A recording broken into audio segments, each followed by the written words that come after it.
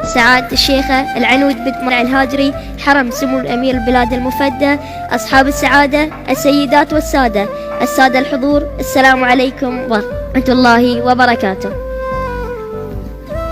أكيد كنتوا متوقعين إني بدخل على كرسي متحرك، لا، لأني دايما أحب أمشي على يدي.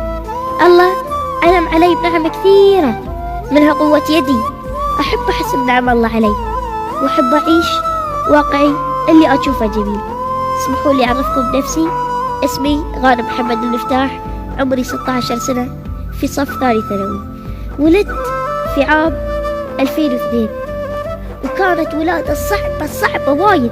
أكيد مو علي، على أمي.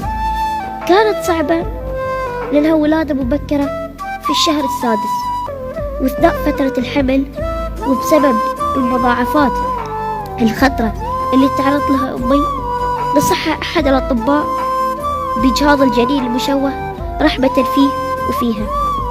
وكان رد أمي عليه: ربي أرحم مني ومنك فيه.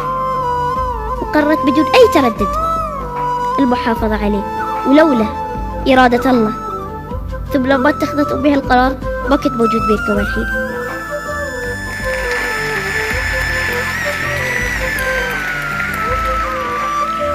أكيد تتساءلون وين دور أبوك يا غانم؟ أبوي هو مصدر قوة لأمي بعد الله. ورد عليها بكل ثقة بعد ما بلغته بأنها حامل بابنها المشلول. أنا رجله اليمين وانتي رجله اليسار، وابتدت الرحلة مع إعاقة نادرة تسمى متلازمة التراجع الذيلي، فاقد لثلاث أرباع عظام جسمي. لكني أملك نعمة عظيمة، نعمة الإدراك. عندي مشاكل صحية كثيرة في كل أجهزتي الداخلية، مشاكل في النوم، في التنفس، في الأكل، في الحركة. وكل ما أكبر تكبر هالمشاكل وتزيد، لكن بعد يكبر فيني الأمل ويزيد.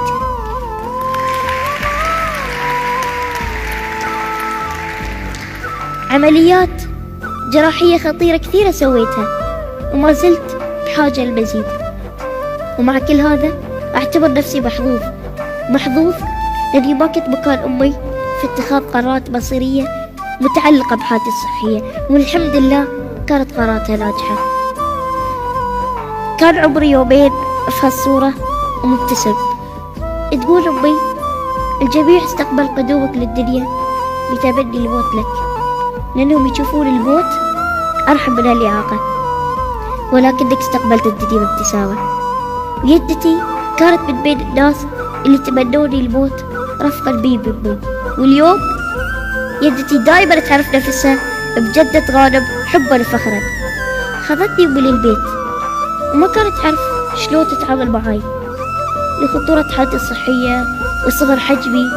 كانت تشيلني على المخدة لما ترضعني، خوفا على أحشائي الداخلية، لأن ما كان حوالي عظام تحميها. كانت تجربة صعبة وقاسية، وفي نفس الوقت تحدي كبير لها. فتثقفت، تدربت، سافرت، بحثت، اخترعت، تعلمت لتذليل الصعوبات اللي تعرض لها. وأول هذه الصعوبات صغر حجمي وحركتي واعتمادي على الآخرين في أموري البسيطة في البيت. فتم تغيير كل المرافق فيه لتناسب احتياجاتي، فاعتمدت على نفسي في بعض أموري، وهالشيء عزز ثقتي في قدراتي. الحية، السمكة، الضفدع، هذه بس ما كانت حية، هذه ألقاب ينادوني فيها الأطفال لما كنت أحمل لعبها. نظرة الاستغراب والفضول والشفقة والسخرية في كل مكان أروح له. أكيد كانت تجرح أمي، بس ما كانت تغضب أمامهم، وتعلمت من هالشي. كان أمامها خيارين: يا إنها تعزلني عن الناس علشان تحميني، وللأسف الشديد في بعض الأهالي يظنون عزل أبنائهم ذوي الإعاقة حماية لهم، والخيار الثاني تقديمي للمجتمع.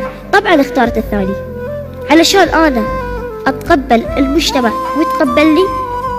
قامت بعدة أمور، استخدمت موهبتها في الرسم والتصميم والتأليف لطباعة مئات الآلاف من المنشورات والملصقات والكتيبات، وكلها بجهد شخصي.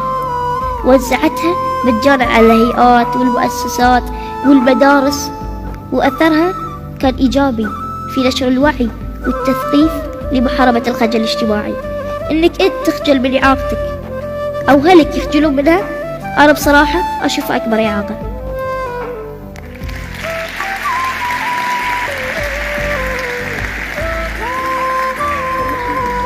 من التجارب الجميلة اللي تعلمت فيها معنى العطاء والتواصل وقيمة الكلمة الطيبة وأثرها على الأشخاص ذوي الإعاقة والمرضى، كنت أزورهم شهريا مع أمي وأقدم لهم الهدايا البسيطة. أذكر في يوم من الأيام أحد المرضى تقول أول مرة تشوف معاق يعطي، دايما متعودين عليهم ياخذونهم وأسرهم.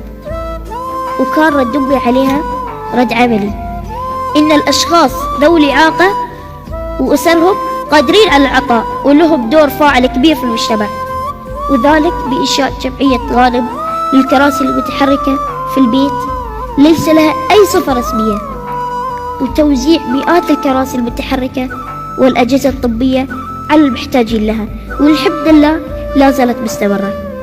المدرسة بداية دخولي فيها واجهت صعوبات كثيرة. إدارة المدرسة بتخوف أن قبولي يكون عبء عليهم، فجهزت أمي المدرسة لي مثل ما جهزت البيت. بعض الأمهات رافضين دخولي لأن عيالهم يخافون بشكل، لدرجة إن واحدة من الأمهات نقلت ولدها مدرسة ثانية. الطلبة يطالعوني باستغراب، ما يبون يلعبون معاي، يعلقون علي، يدبرون علي. حسيت إني كان غريب. أرجع البيت أصيح أشتكي لأمي، أقول روحي هوشيهم طقيهم. أمي ما راح تهوشتهم أو طقتهم. أمي علمتني إن تغيير كل الناس علشاني أمر مستحيل، والحل إني أتغير من داخلي وأتقبل نفسي. وكانت دايما تقول أنت مختلف، جمالك يا حبيبي باختلافك.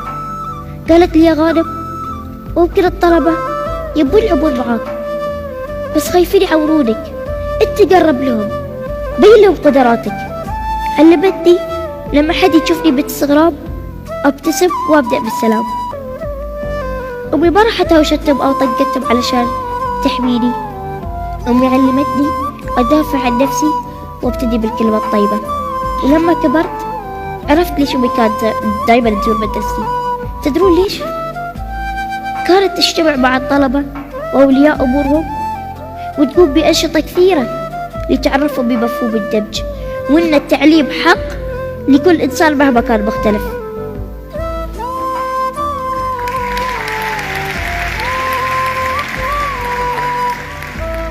في هذه الرحلة اللي ذكرتها لكم بكل صعوباتها ومعوقاتها وبذكرياتها الجميلة، جهد كبير بذلوا أسرتي فيها في إعدادي وتأهيلي وتدريبي وتعليمي. تعلمت الصبر، الشجاعة، الثقة، التفاؤل، الإيجابية، احترام اختلاف الغير وتقبله. تعلمت إن في بدائل للأشياء اللي ما أقدر أسويها. تعلمت التعايش مع إعاقتي برضا وحب وسلام، وأطور قدراتي وأنمي مهاراتي. تعلمت إني أقدر أكون أكبر من توقعات الآخرين وأتجاوز كل الإحباطات لأن القادم أجمل. تعلمت ما أعتمد على الآخرين في تحقيق طموحاتي وأحلامي. ممكن أقبل بالمساعدة والتوجيه لكن تحقيقها مسؤوليتي.